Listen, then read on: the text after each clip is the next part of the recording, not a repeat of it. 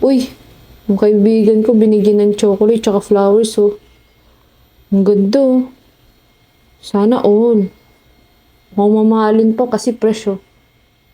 Parang nagpapakinig ka dyan ah.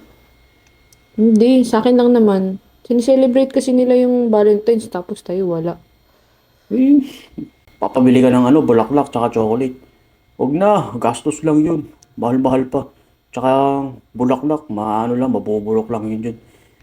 Pwede ka lang bumili ng artificial eh, para pang display. Artificial, pang display.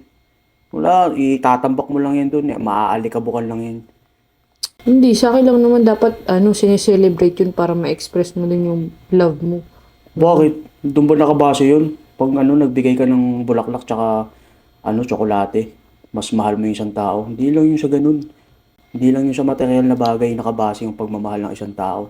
Eh paano yung mga yung mga walang-wala? O, ibig sabihin, pag hindi sila nakapagbigay ng bulaklak tsaka ng tsokolate, hindi na nila mahal yung nila. Mahal nila. O, ganun ba yun?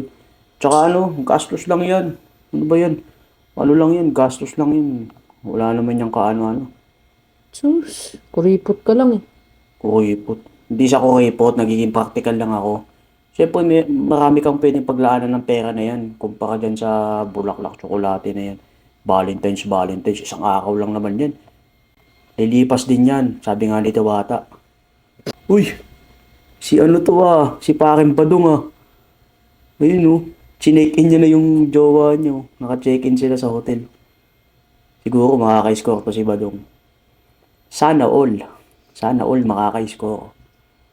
Bakit parang nagpaparinig ka dyan? Hindi naman siya nagpapakinig. Siyempre, Valentine's eh. 'Di ba? Dapat ine-express din yung pagmamahal. Valentine's dapat makaka-score din. Mga ganun. Kaka-score. Mag-check-in, wala kang pangbili ng bulaklak tsaka chocolate. Check-in ka pa. Saka kuripot mo niyan. Gastos lang yan. Dati nga, di mo ko sine-check-in. Sasagingan mo lang ako inaano. Sige na. Valentine's naman oh. Baka naman. Eh, Paisa lang. bahala ka dyan. Nahimik ka. Alam mo, na-approve ako sa credit card. Gusto mo gamitin mo to. Ikaskas mo to kahit saan. Tapos pakaskas din ako. Anak ka ng pu. Ulit.